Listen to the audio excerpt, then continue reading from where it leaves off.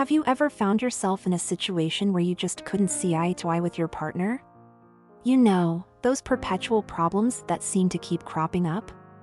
Well, if that's a pain you've experienced, you're in the right place because today, we're going to talk about managing those challenging relationship conflicts. Now, let's get started. Did you know that around 69% of relationship conflicts stem from perpetual problems? These are the fundamental differences in personality, preferences, or core needs that have likely been causing tension in your relationship for years. It's a staggering statistic, and it's a clear sign that these issues aren't easily resolvable. It may surprise you, but the goal of most relational conflicts isn't necessarily finding a solution. These types of problems are often unresolvable.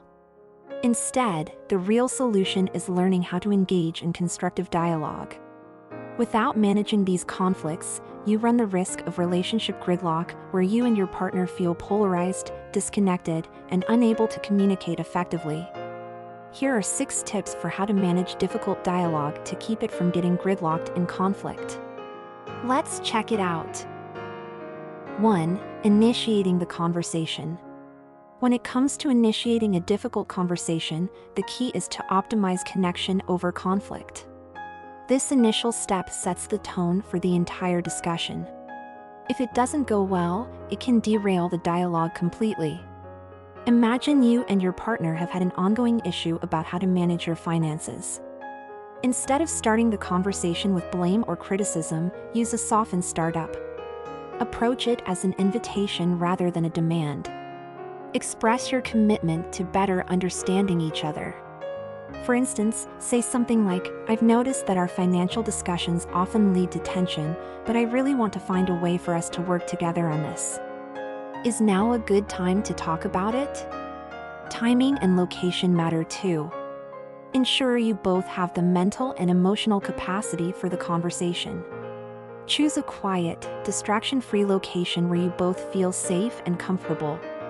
If you find yourself stuck in gridlock, couples therapy can be a helpful space to initiate these conversations with the guidance of a professional.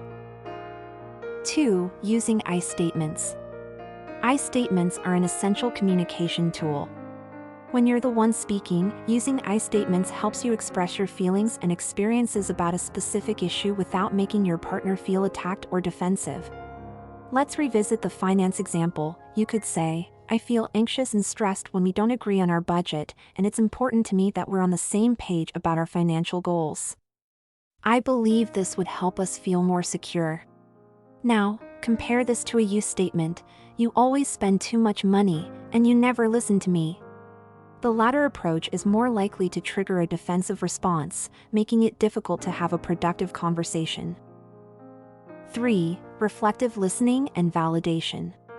When your partner is talking, shift your focus to reflective listening and validation.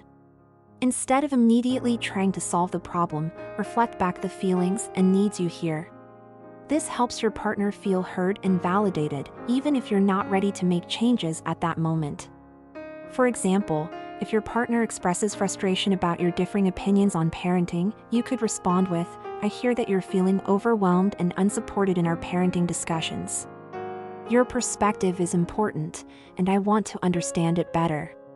This approach not only shows empathy but also helps keep the conversation on a more constructive path. 4. Self-monitoring and soothing. While engaging in difficult dialogue, it's essential to monitor your own emotional state. If you start to feel overwhelmed or flooded with emotions, it can jeopardize the conversation. This is where self-soothing techniques come into play. Picture this: you're discussing a recurring issue about how to divide household chores. If you begin to feel frustrated and angry, take a moment to practice deep breathing, repeat positive affirmations to yourself, or visualize a calm and peaceful place. These techniques can help you regain emotional balance and stay engaged in the conversation without derailing it. 5. Taking intentional timeouts. Sometimes, despite your best efforts, you may find that the conversation is getting too heated. In such cases, it's perfectly okay to take a timeout. But the key is to communicate this clearly and set a specific time to return to the discussion. Imagine you and your partner are discussing your differing approaches to discipline with your children, and the conversation escalates into an argument. You might say, "I'm feeling overwhelmed, and I don't want this conversation to turn into a fight. Can we take a break and come back to this in an hour?" This demonstrates your commitment to resolving the issue and not avoiding it.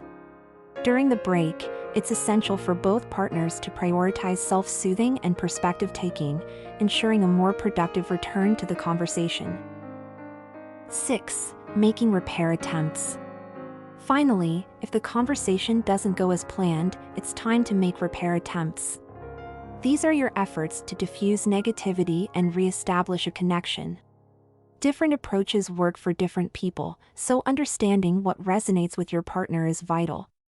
For instance, if you're discussing a problem with your partner and the conversation takes a turn for the worse, offering a heartfelt apology can be a powerful repair attempt. You might say, "I'm sorry for the way I said that. I can see how it hurt you. Can we start over?" Repair attempts can also include nonverbal gestures like a hug, expressing appreciation for your partner's perspective, or demonstrating behavioral changes based on your partner's requests. So, now that we've broken down these essential steps for managing difficult dialogues in your relationship, I'm curious, which of these strategies do you find most helpful? And do you have any personal experiences or insights to share regarding these techniques? I truly hope that these explanations and examples help you to navigate challenging conversations with your partner. If you found this video insightful, please give it a thumbs up and consider subscribing for more relationship advice and tips.